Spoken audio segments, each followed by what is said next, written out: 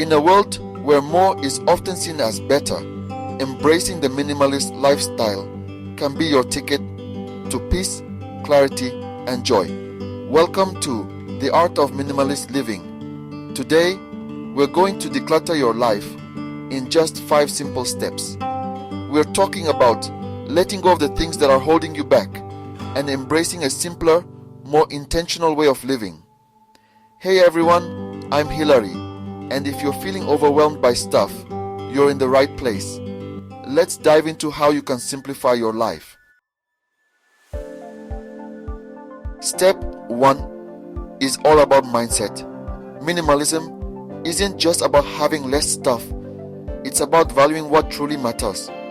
And what matters is how you in your own home. Does your home energize you? Or are you exhausted just looking at it?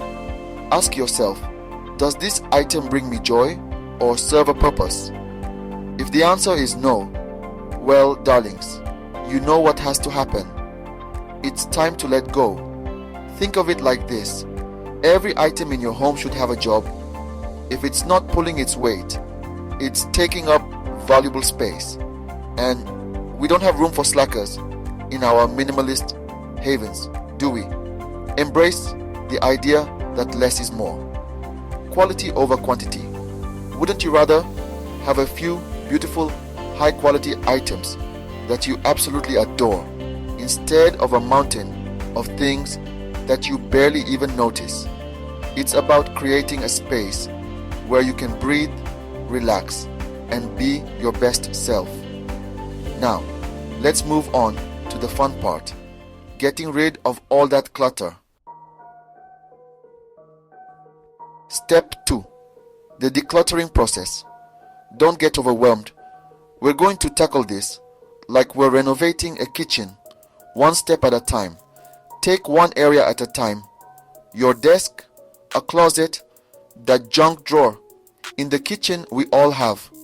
We're going to systematically go through every item, and we're going to ask the tough questions. Use 3 boxes or areas. Keep, donate, sell, and trash. And be honest with yourself. If you haven't touched it in 6 months, it's probably time to say goodbye. Exceptions are made for sentimental items. Of course, it's time to be ruthless but reasonable. Remember, every item you keep should have a clear purpose or bring joy. If not, it's time to say goodbye. Don't be afraid to let go of things that no longer serve you. It's okay to say goodbye to those jeans that haven't fit in years, or that bread maker you swore you'd use but never have. Letting go of things is incredibly liberating. It's about making space for new opportunities, new experiences, and new memories. Are you holding on to things out of guilt or obligation? Or are you keeping things that truly bring you joy and enhance your life? Now that you've purged all that clutter, let's move on to the fun part, organizing what remains. Chapter 3, a place for everything and everything in its place. Step 3, organize what you decide to keep. Everything should have a home. Just like in a well-designed home, every item should have a designated spot. This not only keeps your space tidy, but also makes it easier to find what you need when you need it. Use storage solutions that match your aesthetic. But remember, the goal is simplicity. From drawer dividers to open shelving, choose what makes sense for your space and lifestyle. Think about what you use most often and make sure those items are easily accessible. Remember, organization is an ongoing process, not a one-time event. Now that your physical space is in order, let's move on to the often overlooked area of digital clutter. Chapter 4, Digital Detox, Taming the Tech Beast. Step 4 brings us to digital minimalism. Our digital life can be just as cluttered as our physical spaces, if not more so. Think about it. We are bombarded with emails, notifications, and messages all day long. Unsubscribe from unnecessary emails. Do you really need another Daily Deals email? Probably not. Clear out your digital files. Remember that photo of your lunch from 3 years ago? Yeah, you can probably delete that. And limit app usage. Set some boundaries with your phone.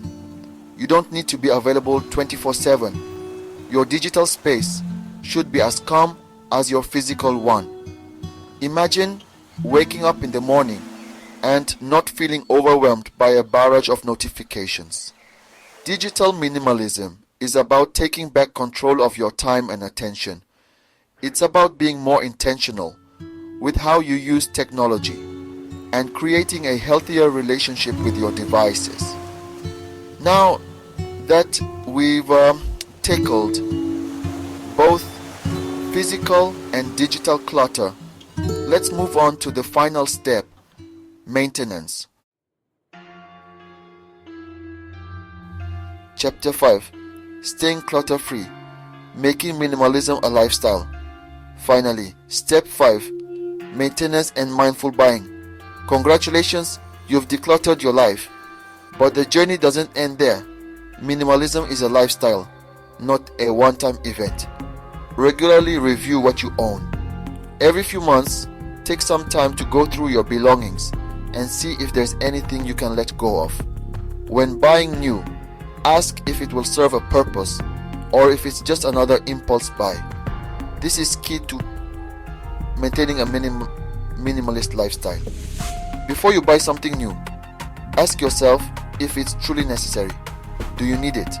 Do you love it? Will it add value to your life? If the answer is no, walk away. Remember, it's not just about decluttering once.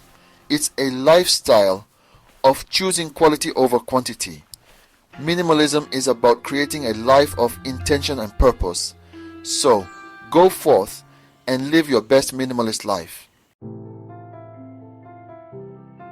There you have it.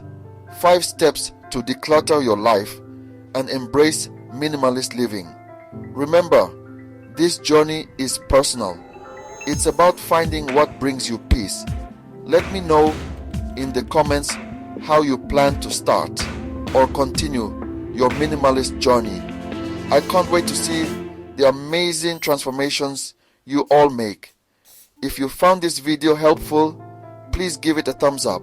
Subscribe for more tips on living well and hit that bell icon for notifications. Until next time, keep it simple and joyful. Peace out. Peace.